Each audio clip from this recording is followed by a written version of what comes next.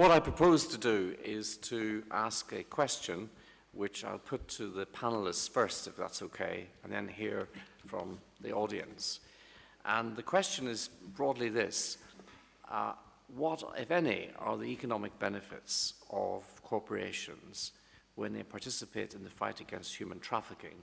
And are there examples of these corporations or companies that suggest good practice or create the notion of a model template even to take things forward?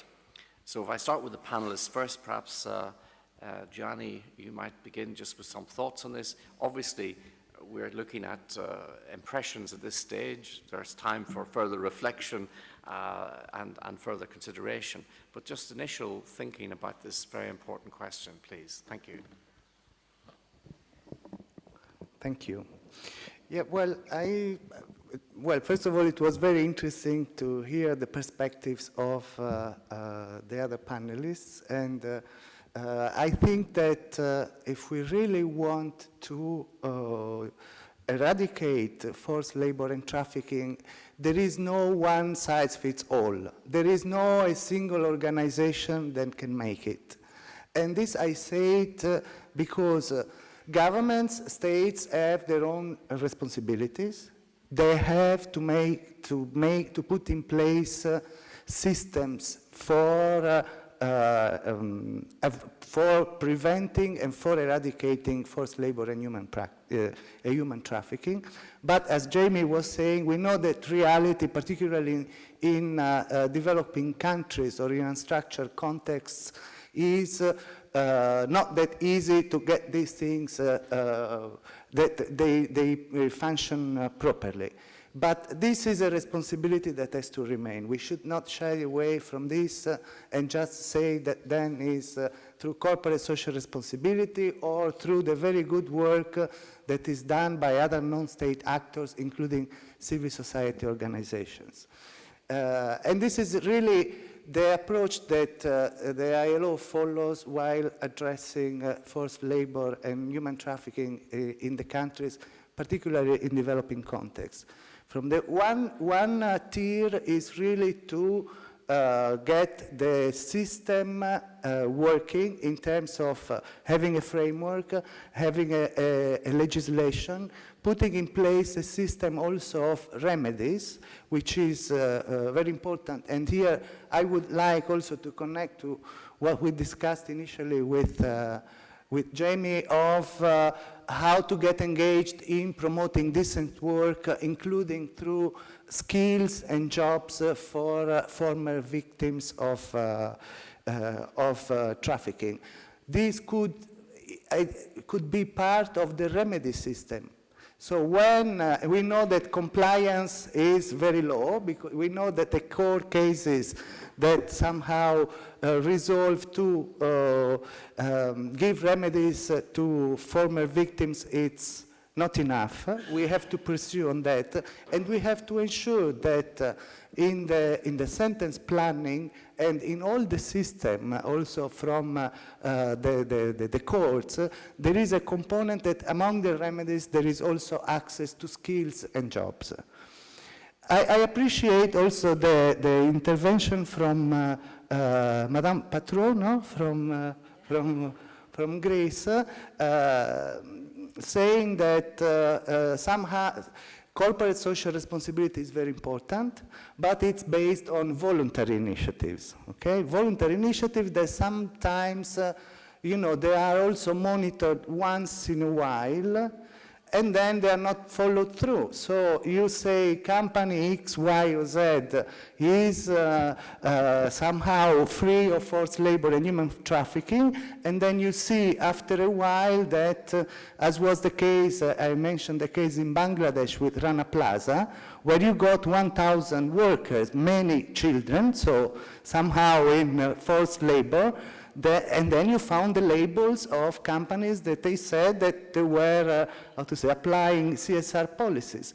So what we have done, and this is perhaps a way also of preventing and somehow ensuring that labor practices and decent work goes across the global supply chain is that there is a responsibility of all the companies that they are part of the global supply chain, that there is a system to prevent and monitor that CSR practices are really in place, particularly in contexts where you don't have labor inspection.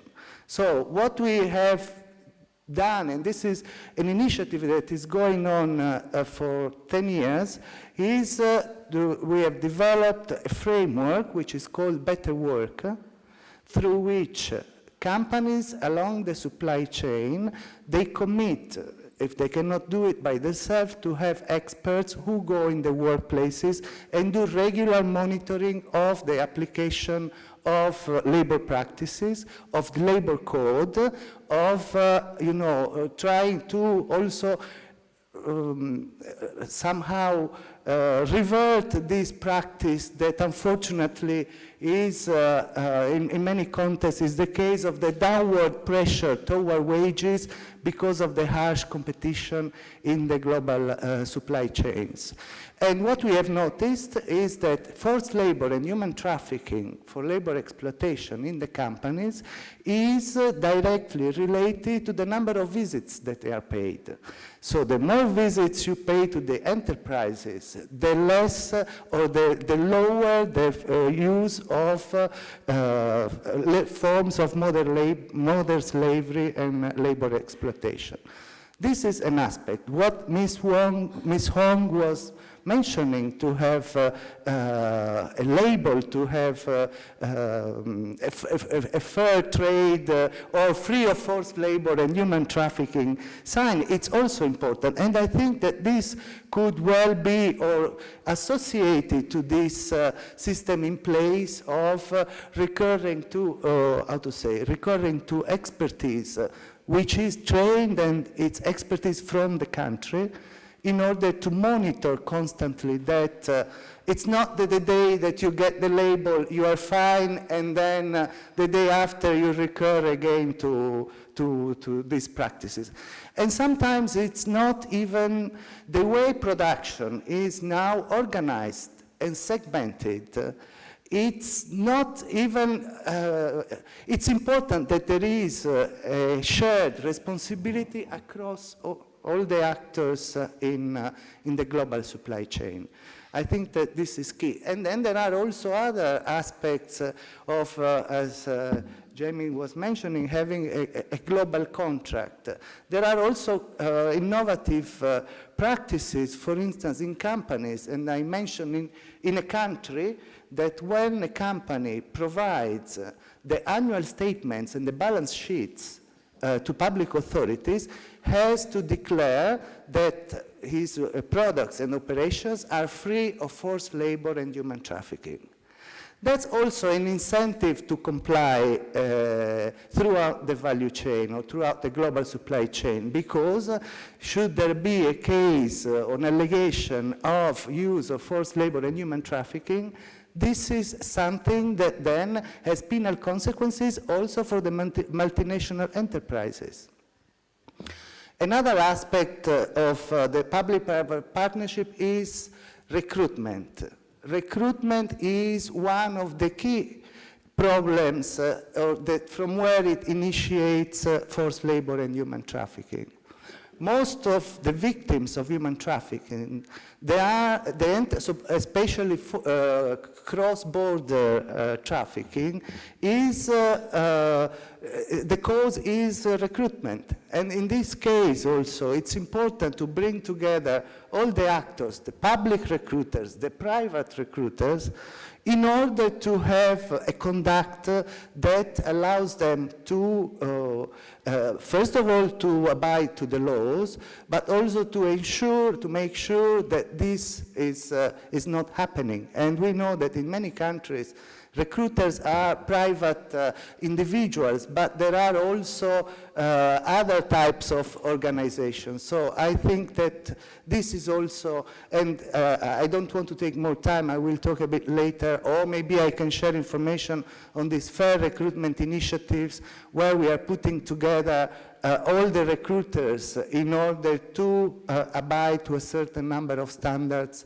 and not to to be the facilitator somehow of this forced labor and human trafficking. Thank you. Thank you very much. I caught the eye of Father Bea. Do you want to wait to the, or just a quick intervention? Just a short one, so the rest. Yeah. You know, we love to create giants, and we love to slay giants. When we talk about forced labor, I don't know if my iPhone, if this is forced labor or not, okay? I don't know. I remember in my youth in college, and that's been almost 5 years ago now, but anyway, no. I remember the farm workers, the unionized farm workers boycott. It was effective. I remember a time where Nike sneakers were found in sweatshops. It was effective. We don't know universally. And someone, and to make a statement, and to make a public statement, you open yourself up to all sorts of liabilities unless you can back it up. And the second conference I've heard all about the corporate abuse. And if we know there's no moral rudder for making money, the rudder is interrupting the chain, just like with trafficking. You know, you take away their profits, you affect their operations. And I'm asking this body if we could know, and you work with the UN, if the UN could know, if this could become public, and people knew that the phone you're buying, the jeans you're buying, I just found out Hugo Boss started in Auschwitz and concentration camps. I didn't realize that, okay? And those are the things that if we know, maybe it can get into the public and we can affect it. But at least from an American perspective, and I don't know if I'm not aware of it. No. We used to do that years ago. We don't do that. No one knows where the sweatshops are and what we're buying, whether it is or is not. That's my question. Thank you. That's a very good point. Can I move to the other panelists, and then we can take your question as a round question, because I think you raise some excellent issues about public knowledge, the sharing of that knowledge, and also the accessibility of the information, which is often the key to the problem. So in the order, just Rani first, if that's a few comments, and then to the others. So one of the questions I was earlier is there an economic benefit to corporations who are doing good? So when we did survey on, as we were establishing the Freedom Seal, we got surveys around the world asking companies what is it going to take.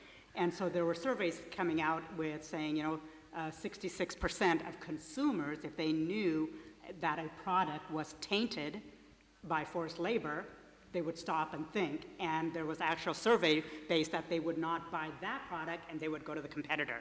So as far as when we did the research in developing this, there was clearly an economic benefit.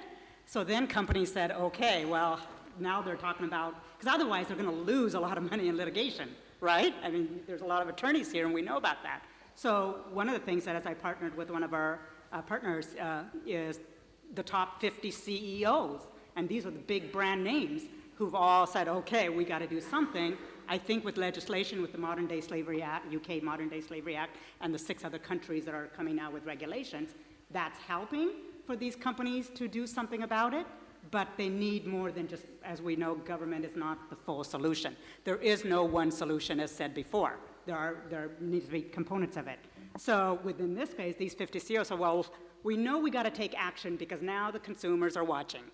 And so that's what the Freedom Seal is actually helping these companies with tangible, concrete action that they can actually do, and they have to show us evidence that they're actually doing it, right? It just cannot be on a piece of paper, and I've said this many times in my UN General Assembly speeches. Heard many speeches there, but it just cannot be a speech or it just cannot be on paper. It needs to be implementation, right? So part of the Freedom Seal framework includes that implementation and to show us evidence that what you're doing. So no, it's not. Right, so then the consumers. Right, because right now there is no mechanism really to tell. So that's why part of the vision of the Freedom Seal was to fill that gap, but also we want companies to work with us. We don't want them to be against us because then they're a big, so we have to come to some type of an agreement, right? Because if we all disagree on it, they will never move forward. So this mechanism is kind of saying, okay, well, we're here to work together, but in that we're going to ask for accountability, right? And so to answer that question, yeah, so that's the intention of that. And then with these companies are stepping up to the plate and CEOs recognize they do have to do something. They made the commitment and they admitted there's a problem. That's the first step. And so our Freedom Seal comes in phases of where they can start, and that's the first step. Once we make a commitment, we're going to end forced labor, and we admit there's a problem, then we can move forward. So we have a silver, gold, and platinum level, but it helps these companies to be able to move forward with more concrete answers. So those are some of the solutions there. Ronnie, do you ever take people's seals away? So that's a question. So if a company, they may earn the seal, and every year we do check. And in between, we absolutely check, and that's where the technology comes in, because the audits that are occurring right now are not, the auditors don't really know what to look for exactly. So we have to we're bringing a technology platform that actually helps monitor the supply chain. And so within that monitoring, if we see red flags and we see things that are not right, absolutely, we'll address that issue, and yes, we will take that away. So there's a mechanism in there. What's that? We don't know who's on the list, who's not. Right. So within the framework here, there's a database that's being developed. Many times I was working at the UN General Assembly, UN for 5-7 years now, and the biggest thing was data, right? Data collection. There was a big gap in saying, where's the data? And for the longest time, that would be an excuse. We don't have the data, so we can't do anything within our country. No longer can you say that. So within this framework, collecting the data, and there eventually will be a public database that will tell you which companies have earned and what have they done. So that is in the works, in the longer term vision. So now I turn to Pavlina. Would you like to think about this question about corporations when they help to deal with anti-slavery, trafficking? Yep. Yep. Top right. Technically blind without my glasses. So, yes, I would refer to what Jamie said, referred about consumers. So if you build stronger communities, if you give jobs, if you educate, because you need to educate human trafficking victims in order to be incorporated to society, to give them jobs. Basically, it's good for them as well, because you need to sell your products, you need consumers, but you need to shift to ethical consuming. And CSR, because it will help towards that way, to provide with educational tools, to provide with consumer tools that would lead to corporations, to give a tool to corporation, to give an incentive to a corporation why they should hire. Actually, they have to hire human trafficking victims the same way they started finally hiring refugees. So it's win-win for both parts. If you need people to be incorporated to your society and you don't want marginalized communities, there is only one way: give them a job and turn them into consumers. Give them something to lose, and they give you back. Jamie has suggested that Valentino, you're there, Valentino, that we might like to hear from you a contribution on B Corps and your experience with that. I think it might be valuable if you were to say a few words that would discuss the issue about best practice or templates that you would like to take forward. You can just explain to us what a B Corp is. Yeah, I mean, I'm not an expert, but I spoke to an expert a few days ago, and he explained to me the difference between the B Corp and the benefit corporations. Actually, the B Corps, the benefit corporations are corporations which have in their own bylaws a a social purpose to be fit in their own bylaws. The B Corp are kind of different corporations. They have to fit some requirements in order to be certified and become B Corps. Sorry not to be too technical on this issue, but I will provide more details if you want in due time. And when I spoke to this person, actually he's the head of one of the B Corps in Italy, which are actually kind of 70 B Corps. He told me that they can be more than interested to be part of a project, which is the one that Jamie was explaining to us. So a project where we offer corporations the opportunity to place some people, to offer some jobs, and then in alternative, they can offer funds if they cannot place these people.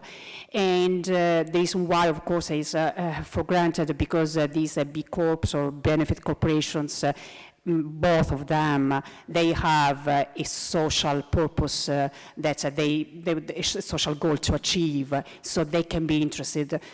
On the other hand, given that they have this goal to achieve, they can be already have placed people and maybe cannot be interested, but we can test these corporations, and this can be an opportunity for us to start this new project, which you were explaining that is a great project to me.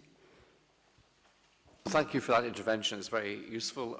More case studies that we have of real experience is very useful in taking forward some ideas.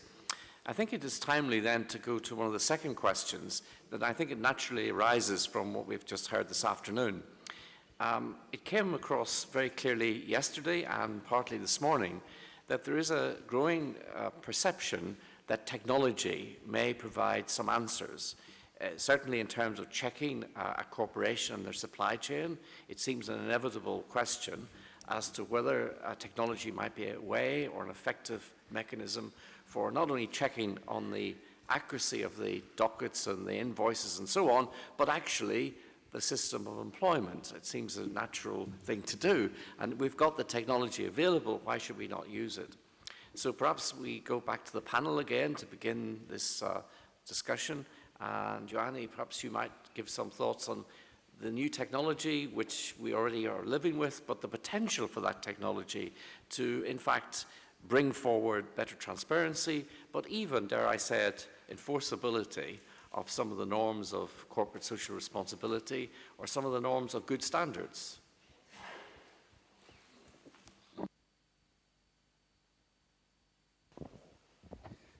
Thank you. Well, first I wanted to, but I'm sorry that Father who asked the question is gone. But there are lists, and it's not that there are no lists. For instance, I give you an example. In Brazil, there are the dirty lists where they somehow list all the companies and corporations that they have found that they used forced labor or trafficked victims. Of course, more needs to be done in order to make consumers more aware. But there are also, I think, examples of control by the press. And I go back to the Rana Plaza in Bangladesh.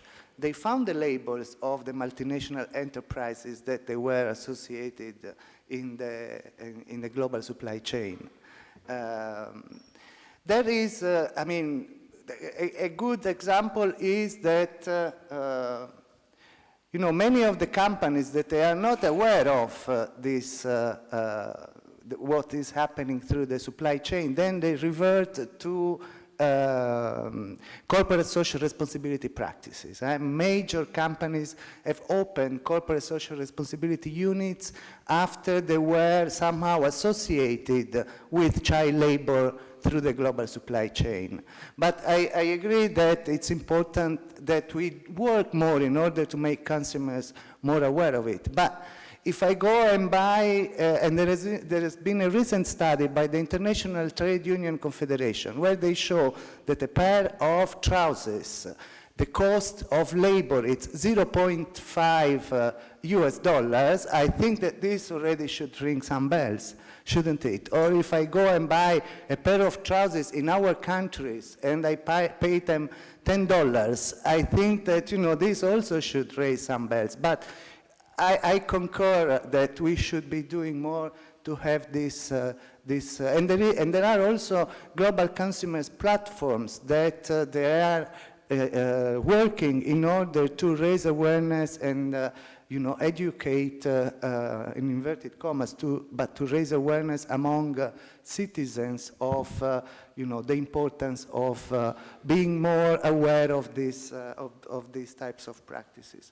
When it comes to technology, I'm not much of an expert of this, but what I could say is that technology, of course, it can be an opportunity to somehow to improve practices and also improve monitoring. I mean, again, I refer to the global supply chain. It can also be an opportunity to provide opportunities to raise awareness among citizens. For instance, one of the areas that we are developing in the forced labor and human trafficking program in the ILO is to develop applications to make potential victims of trafficking aware of you know, the risks relating to forced labor and trafficking. So it's a way to prevent these types of approaches.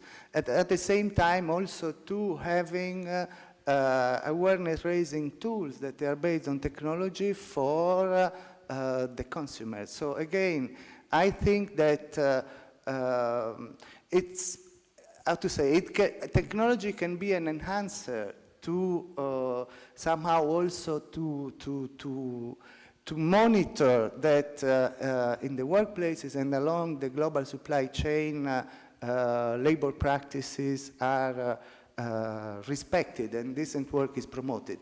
It can be an enhancer, but this has to go hand in hand with, how to say, human watch, let's say, in the sense that, you know, it is certainly key that technology is used by human beings, but not that we think that somehow it will replace this human activity.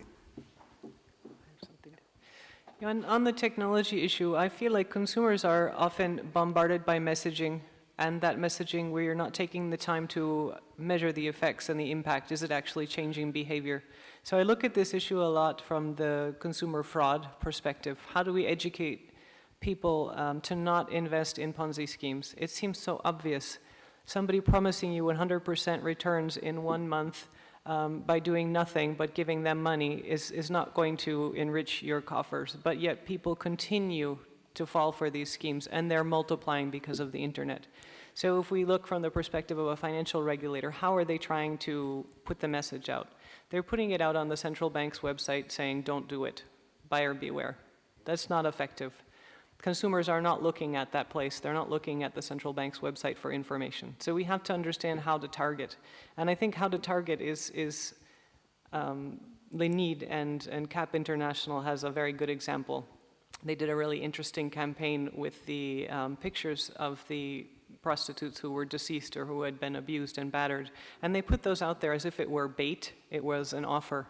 And they got callers, gentlemen callers, who wanted to hire these individuals. And then they had a social worker, a trained person, interact with that potential John on the phone, explaining that this person was trafficked and they were abused horribly and they were killed. And now do you still feel like it's a good idea to be purchasing services from this person? So that campaign, I think, was really jarring and really effective. And I think we have to look at similar messaging and use of the internet, because the consumer is bombarded with information about everything. There's cause.org, there's crowdfunding for things, there's just messaging coming in, and consumers are not acting. We're not constructively channeling them to act. Whereas if we look at the history from the United States in creating movements or other countries where we've created campaigns, like I'm very kind of dating myself by talking about this one particular example, but from the dolphin-safe tuna, we were really able to mobilize people to be concerned about the dolphins, those cute, friendly, happy little animals that were trapped in the tuna nets, and people were demanding that the tuna be labeled dolphin-friendly. And that drove consumers to boycott products that didn't comply.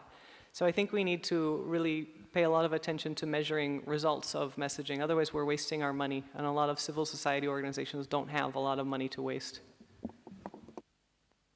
Sister Leah has caught my eye. She wants to ask a question at this stage. Microphone. Perhaps I have a small contribution to make with an example from our work in Kenya.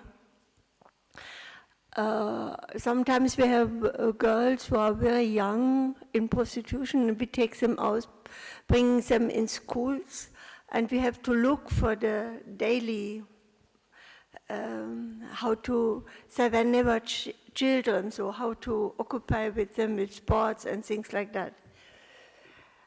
So one day, the social workers came and said, bring footballs. So, and we started to play football with the girls. And it was a very interesting experience I made. They said we were always looked down because we were only prostitutes. But now we were sports, and they have seen how we can run and how we can be sportive.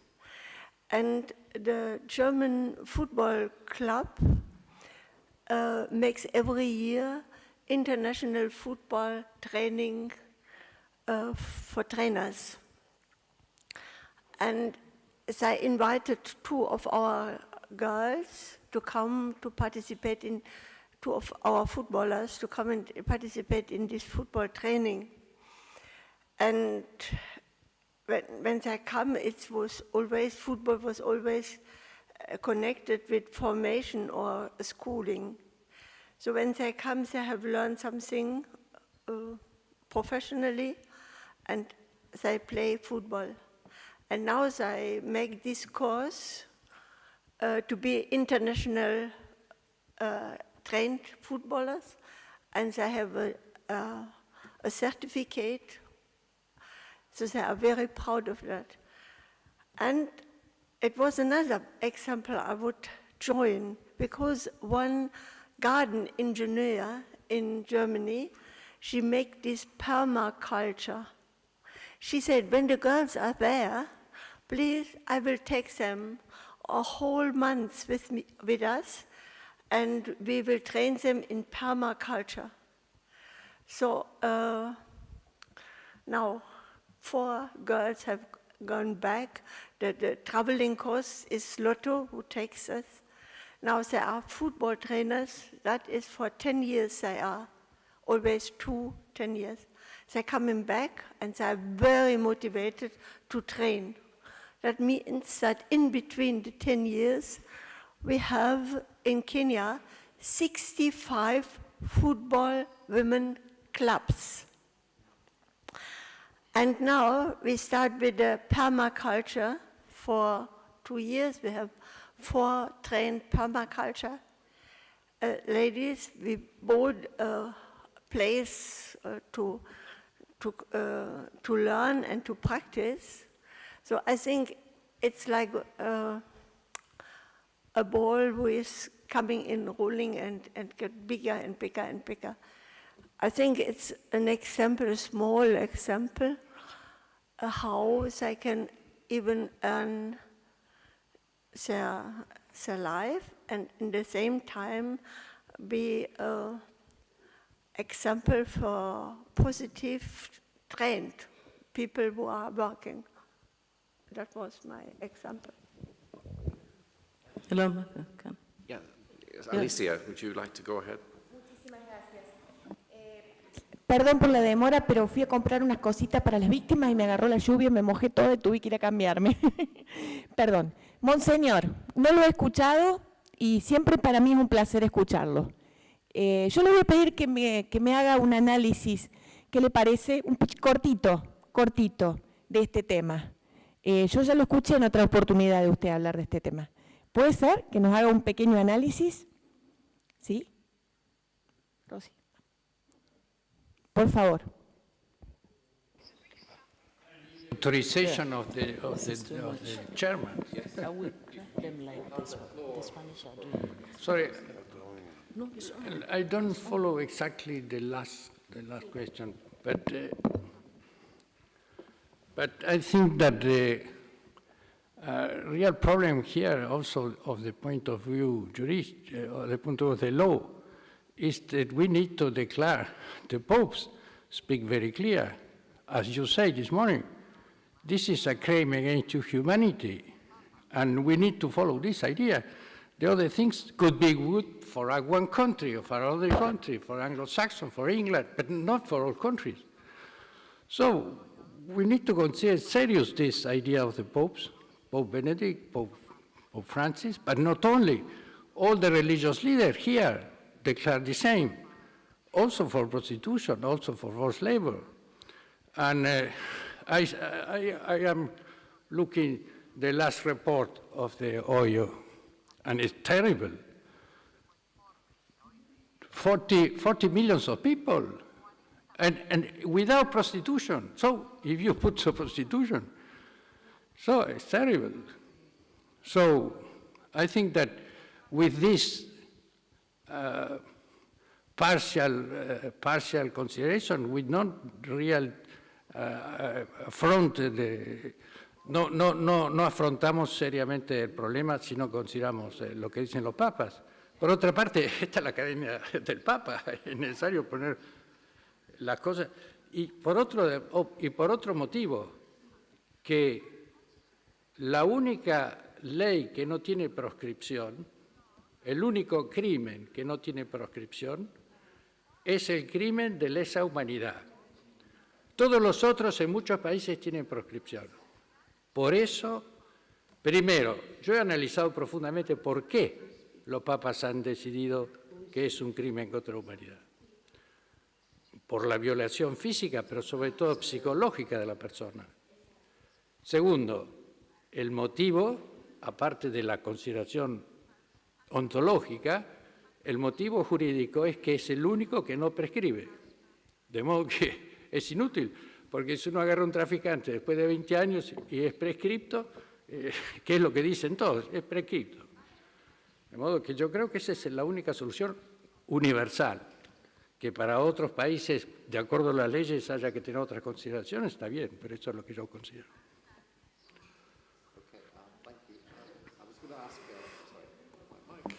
Right, I was going to ask Rani to say a few words, and then we'll move on. Okay, I'll come back to you. Please, can I ask one question? Jamie, you raised an issue, and it seems the end users of trafficking are the ones who are talking about consumer, big company, all sorts of things. I believe that we should look back into what you were talking about, the global contract. It will be very useful, I believe, to countries like mine, where some individuals have so much money, if not more than the country itself, and they have organizations. If the social contract, because you called it contract, I think that's why they misunderstood it, but the word social and the conditions inside the contract makes it a liberal contract, which is not compulsory, because they think it's compulsory. So I believe that if we have such arrangement introduced into our own system, people like Sister here, Wycliffe, when they get people, resettle them, train them, or find them eligible from day one, they can approach some of these companies like Dangote. There are so many of them. I think about 5 or 10 of them in my country they will be able to provide just to boost their ego, to boost the company's morale. They may buy into it. So let us not just look at the end users. The end users do not need it. That's why they're talking about using the traffic people for labor to monitor whom they are using. We are not talking about that back in our side. We're looking for something that will attract those trapped here, so that when they are returned, they are eager to come back, knowing that they may get a job back home. So the global contract will work for us. It may not work for the Western world. Thank you. Okay, thank you. Randy, would you like to say a few words? And then, Rosie, I'll come to you. And I've got other names, so I'll get round the table. Don't worry. And obviously, Margaret. So, Rosie, just... I think there's been a couple of different issues that's been talked about in the last 5-10 minutes. And so I do want to, one, go back to the original question on technology. So I was, a month ago, world leaders came together in New York City for the UN General Assembly 76th session, and I spoke on, trading of minors in the digital age.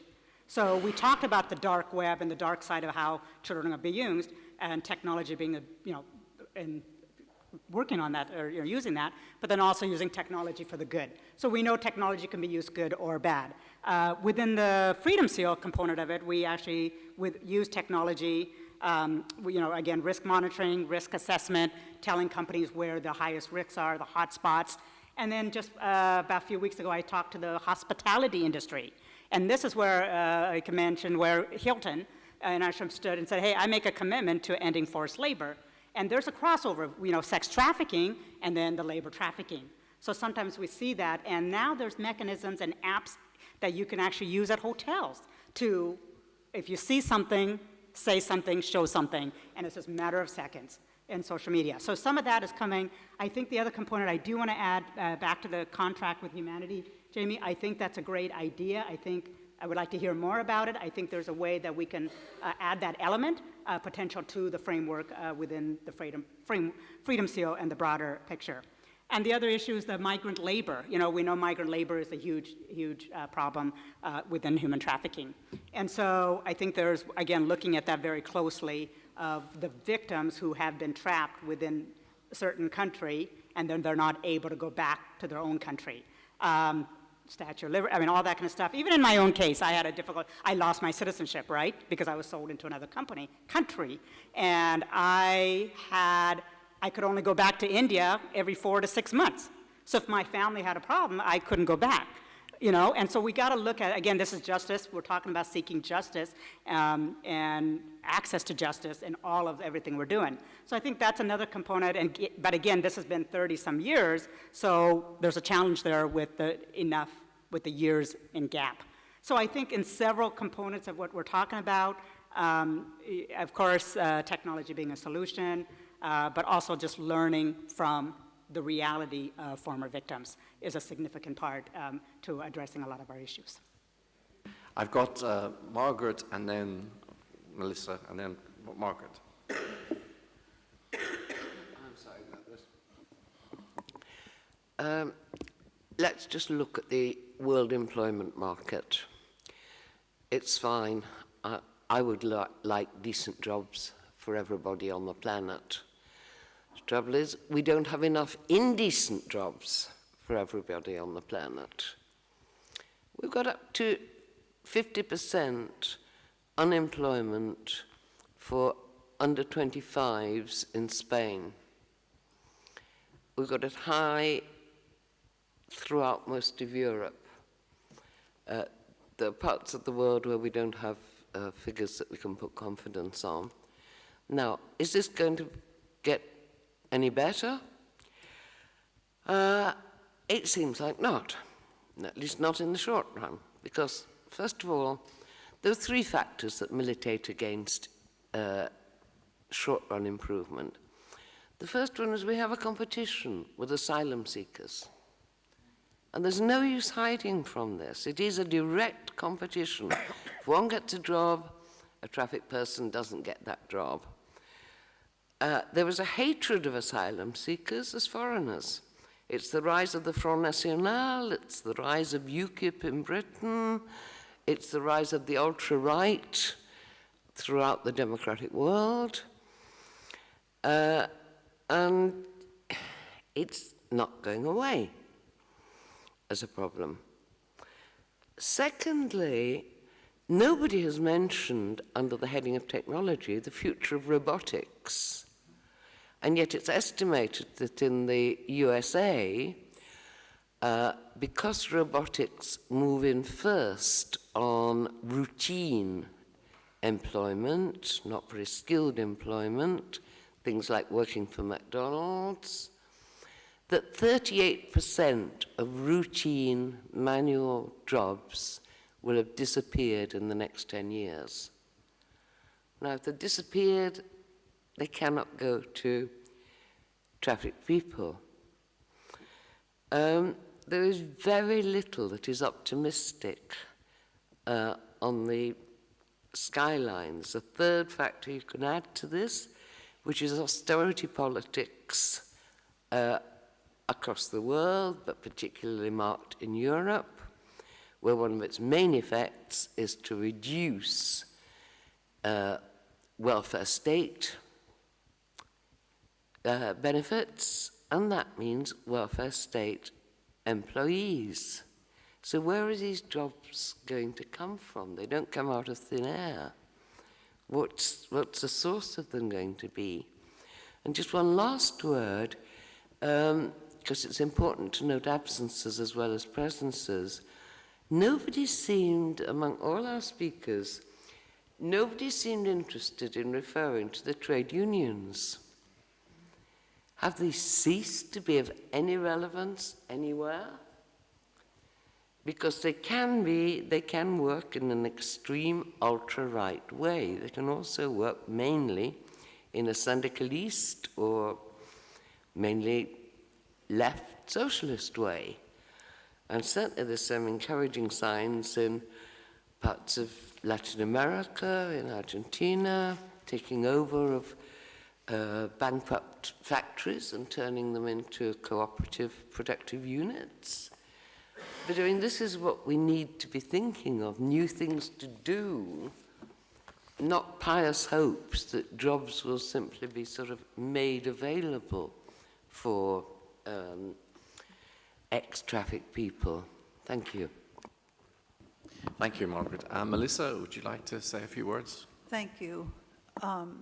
And I wanted to thank you, Ronnie, for bringing up the overlap between sex and labor trafficking. It has also been my observation, and I'd like to just toss out a few ideas that hopefully will be useful. On the ground, we see a huge overlap between sex and labor trafficking, to the point where a law enforcement official in Nevada, when we were studying trafficking into the legal prostitution industry, this law enforcement official said to me, I was asking him about agricultural workers in the state of Nevada, of which there are many undocumented workers, many trafficked workers. I said, what percentage of the women agricultural workers do you think are sexually exploited or prostituted? And do you know what he said? 100%. Now, I'm a researcher, I use statistics, so I don't go with 100% on most things, but it was an educational response to me. So when we think about sweatshop labor, about domestic servitude, about agricultural workers, we must put a gender lens on our analysis, or we are going to miss entirely the experiences of large numbers of women. Now that's from the labor trafficking side. If you look at prostitution, what you'll see, I've seen this with my own eyes, in Cambodia, in Thailand, women who are formally prostituted, that is to say they're in brothels, escort agencies, massage parlors, those women are rented for a week and expected to provide meals to Johns, clean their clothes, and function as tour guides. So there's that overlap from that side too. So please consider a gender lens when we're looking at this, and even consider that for women, I don't think this is true for men fishermen or men migrant laborers so much, although I think we don't look at sexual exploitation of labor trafficked men sufficiently. But I would suggest we really consider whether this is an appropriate compartmentalization of human exploitation or not. Thank you. Thank you very much. Gregor, you would like to say a few words? Yeah, thank you very much. I would like to take the opportunity of our very informal and friendly environment and the opportunity of the presence of an ILO representative to share an extreme concern that we, as frontline NGOs, providing direct assistance to victims of trafficking for sexual exploitation, have about the terminology which is used by ILO. And I have to say, believe me, I have to dedicate a lot of my time every year to struggle against the terminology brought by ILO. I'll be very specific. This terminology is sex work and is forced sexual exploitation. So I'll be very quick. The UN system has a constituent treaty. That's the San Francisco Charter. That's the constitution of the whole UN system. This treaty states explicitly that the primary mission of the UN systems and then the primary mission of all agencies is to protect and promote the, I quote, dignity and worth of the human person. In 1949, the UN General Assembly adopted a convention which states that prostitution and trafficking in human beings are incompatible with what? The dignity and worth of the human person. So my question is very simple. Can an activity which is qualified under international human rights law as a violation of human dignity, can it be recognized as a work? And can a violation of human dignity be a decent work? Because that's the new, a violation of human dignity will be a decent work under. Second question, forced sexual exploitation. ILO and the 8.7 Alliance make systematic reference to forced sexual exploitation. What does that mean? Is there a free sexual exploitation? The 1949 UN Convention on Trafficking, the CEDAW Convention, the Palermo Protocol, the SDGs make reference to internationally agreed language, which is sexual exploitation, including exploitation of the prostitution of others. But never, there is not a single international definition of sex work or forced sexual exploitation. So I'm really sorry to have to ask this now, and I hope you can help us, but I wanted to say, because it's such a shame, we spend so much time as NGOs countering this language at the UN level. And to answer your question about the trade unions, and that's the good news, yes, we are working with trade unions, and so far, as a coalition of 23 NGOs, we have mobilized 20 national federation of trade unions, which have agreed, we will release it soon, to explain why prostitution cannot be framed as a work and even less as a decent work. But we have a huge concern here, and I'm really sorry to say it, but huge concern when we have NGOs to struggle against ILO in Geneva, in New York, because of this language, which is not even in conformity with their constituent treaty. I'm sorry to say this. All right.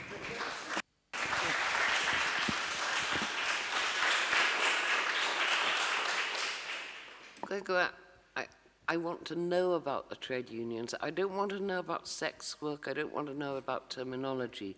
I want to know what these supportive trade unions are actually doing in terms of the creation of decent work. Thank you. Speakers about to come up. Rossi, you've been very patient. Thank you. I get round to you. Sorry for getting there, but we got there in the end. Okay. And Ms. Gonzalez, you're next after Rossi. Okay, it's okay. Okay. Thank you. In what Gregoire was saying, we had in Mexico a union who was led by a woman who proclaimed she was the leader of sex workers. She's in jail now. One of the victims, well, there were several victims who also accused her Because also there are unions that are for, well, what they call sex workers. And it was very interesting that we had, when we talk about compensation of the victims, there is no money, there is no months or years for the recovery of somebody like Madai, who accused this leader of this sex worker union. Of course, I don't call them sex worker, but it was years for her to recover, because each girl that escaped from being a victim of prostitution, it's so hard. This partnership in Mexico, it's between, government rescue them and there is no money, so NGOs will do the work of education and everything. I think we need to have a mind of prosperity, just to think how much they need. Because somebody who was in a situation of prostitution was earning, well, the pimp will take away from them so much money every day. So we cannot think that these girls will go and clean a house and earn in 1 month what they were earning in 1 day. So we have to think like Ronnie. Ronnie, for me, it's an example of somebody successful that goes to the world, that gives conference, that is here. And like her, we should think the partnership and with the companies, we have to look for the girls to be so prosperous that they will really be an example that nobody should ever be in sex market as object, as merchandise. They all deserve this dignity. I really appreciate the words of Bishop Marcelo. I think we all came because even though I'm not Catholic, I admire so much Marcelo, but something also about technology that we can all do is to be a network. Because every time I post something in Twitter or something, Marcelo, Gabriela, Casina, Pio will do worldwide. And for example, I was just 10 minutes in New York, walking in Roosevelt Avenue with a former victim, a girl who escaped from there. She took me there just to see, in 10 minutes, I saw the pimps. So I took my telephone with Periscope and I activated the video, and everybody could see the guys who were selling girls like she was sold when she was 14 years. Then in Cancun, in my country, 3 times the taxis has offered me as a woman, a man for sex.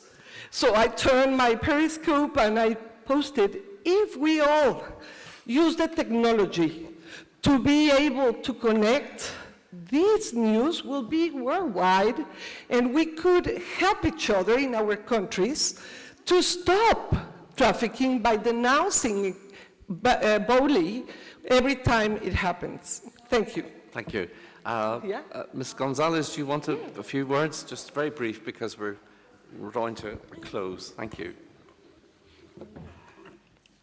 ¿Ya? Listo. Gracias. Bueno, tenía varias dudas. La primera participación iba en torno a lo que mencionó Melissa respecto a la importancia de la perspectiva de género cuando hablamos del trabajo.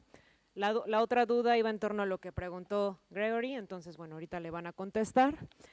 Y la tercera tenía que ver con cómo hacer respecto a la responsabilidad social de las empresas, que es el tema del panel, porque ahora que los escuchaba y las escuchaba me daba la impresión de que la responsabilidad social de los corporativos se construye de diferente forma en los países del primer mundo y en los países del tercer mundo. Desde la experiencia que yo tengo, lo que vemos cuando hablamos de responsabilidad social de los corporativos en México es evasión fiscal y una alianza entre los corporativos y el Estado para la privatización. Entonces, por ejemplo, áreas naturales en el estado de Chiapas se han convertido en reservas naturales pero esto puede sonar muy agradable, como que son reservas, pero en realidad es una forma de privatizar y de expropiarle a las personas las tierras por empresas, incluso hasta se cotizan bonos de carbono en la bolsa de valores, que son una forma de expropiarle a las comunidades estos espacios que eran comunes a ellos, lo que al final termina siendo un genocidio porque afecta la visión que tienen del mundo, porque ataca su territorio. Eso en un sentido. Entonces, ¿cómo aplicar esta responsabilidad social de la que se ha hablado en el panel? ¿Cómo poder regular eso en el caso de las empresas? ¿Por qué? Porque también un tema importante que mencionaban y muy necesario es cómo ofertar trabajo a las personas que fueron víctimas de trata de personas, que sí es muy necesario porque muchas mujeres que he conocido, cuando salen de los refugios o cuando están fuera de la esclavitud sexual, no encuentran trabajo y el trabajo que llegan a tener es más como una obra de caridad, como de le pide un favor a alguien, a otra persona, como dale trabajo por favor porque fue víctima, y tienen el trabajo, pero entonces se convierte en una cuestión de caridad y es una relación desigual de poder y no tienen un trabajo realmente por un derecho humano. Entonces, eso es importante plantearlo, pero yo me preguntaba mientras les escuchaba, cómo ciertas empresas van a apoyar a las mujeres que son víctimas de trata si estas mismas empresas producen y generan explotación. Por ejemplo, mencionaban a Volkswagen. Volkswagen es responsable de que en el estado de Puebla y de Tlaxcala también se reproduzca la prostitución por las plantas que han tenido ahí de la que arman los coches. Es decir, una serie de empresas en México generan explotación, generan esclavitud, generan contaminación, daño ambiental. Y también estas mismas empresas se establecen en México a partir del Tratado de Libre Comercio para pagar sueldos mucho menores de los que pagan en sus países. Entonces, van a contratar a las mujeres víctimas, pero a su vez violan una serie de derechos humanos a las poblaciones porque nos miran al tercer mundo como una fuente de mano de obra que es mucho más barata. Entonces, esto me confunde y sí me gustaría que pudieran compartir de qué manera se puede regular esta intervención y responsabilidad social de las empresas respecto a las víctimas sin seguir violando los derechos humanos, la soberanía y explotando nuestros territorios. Thank you. And perhaps, Pavlina, you'd like to take some of the questions, but also comment on the issue of technology that has been raised. Okay, as the issue of technology, to a certain extent, was covered by, I was referring before how we use the power of social media data to crowdsource grassroots ideas that would come up with solutions for the refugee crisis. And actually, we now work on ideas that have been produced to our campaign. So there is a way. Referring to corporate social responsibility, as we were saying before, that is actually one of the key issues, is this DNA hybrid deficiency that the same corporation that sits on emissions trading is a major funder of CSR Europe. So the answer to all this, if there is an answer, is A, to redefine CSR. Corporations need to include CSR into their main business canvas. It means that they have to operate in total as a CSR department. You can't talk CSR, which is responsibility, if you cannot talk individual responsibility, supplier responsibility, or your supply chain responsibility. You can't talk CSR when you pay women less than men. Actually, in Europe today, you're talking about human trafficking victims, when in European Union in 2017, women actually work 2 months pro bono because they're getting paid 36% less. Yeah. And in Greece, it gets even worse. It's 41%. Half salary in Europe, and we're talking human traffic victims. Of course, there's a long way to go, but we need to redefine corporate social responsibility. And global goals could be the starting point.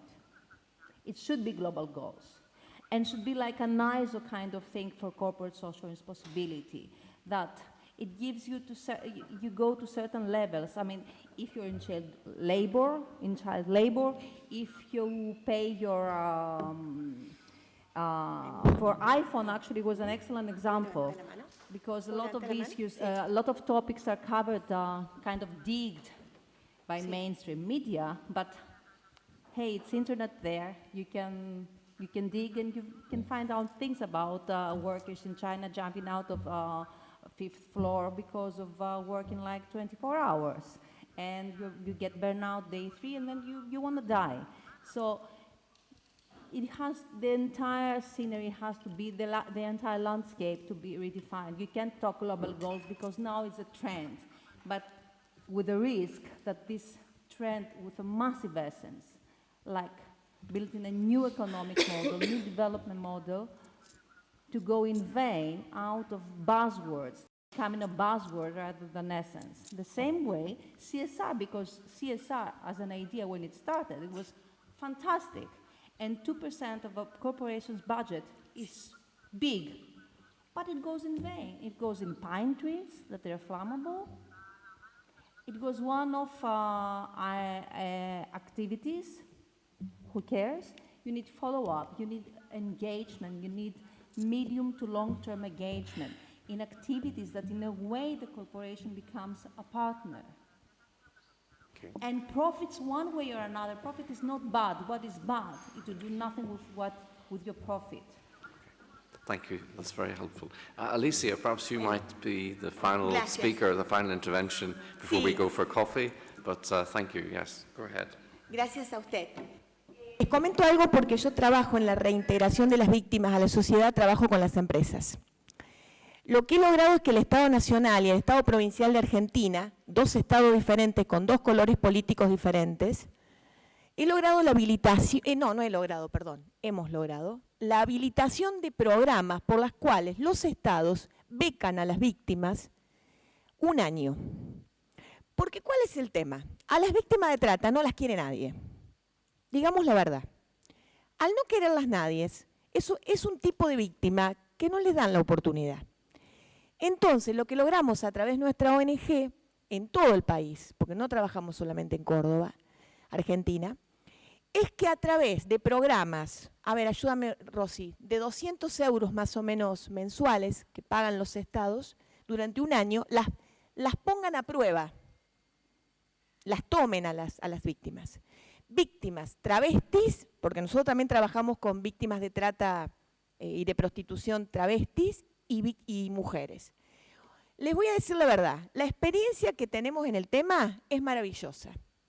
Cuando pasa el año, la mayoría de las empresas, hoteles, me pasó hace poco una corporación de empresarios,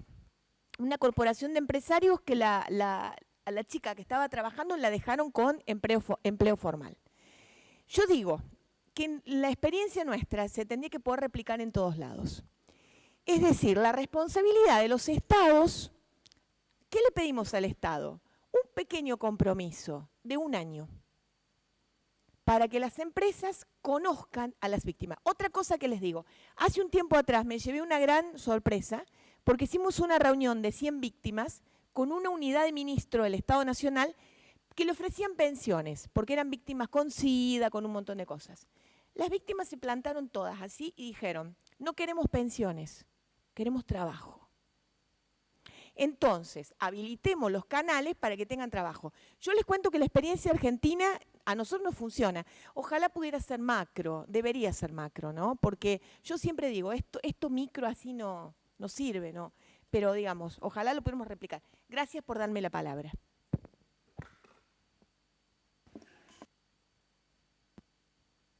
Pavlina, do you want just a final word? Just a comment that bridges what you said to what Professor Archer said before about job creation, because there are no jobs in Europe. Sí. And that's for 1 year, then what you do. The thing is to turn part of CSR to a lifelong education tool, because in 10 years from now, there are going to be new jobs that we don't even dare to imagine. And we're going to, lots of people, I mean, what do we do with the 40 plus? There is a human traffic victim and she wants to run out of this landscape, and she's 45. You're 45 in a corporation, you're dead, let alone in a corporation that they're strong in social responsibility and they brag about it. So we need lifelong education that could be a tool to a certain extent, because we can't foresee the future, that's for sure. But we can also profit from technology, because technology has always been a challenge. The Industrial Revolution, I guess, back then was a challenge, but it advanced the world. The same way, artificial intelligence now, it is a massive challenge, but somehow we must coexist in order to exist. And otherwise, I think... Well, I think that be the thoughts that we will take away from our coffee. First of all, I'd like to thank all the speakers and the audience for their participation this afternoon. It was a very important session. Corporate social responsibility may hold the key, but it also will require a lot of fine-tuning, not only with trade unions, but with objectives and obviously working out the best path for dealing with the crimes against humanity. So we take a break until 5:30 when we come back to drafting some points. But thank you all very much.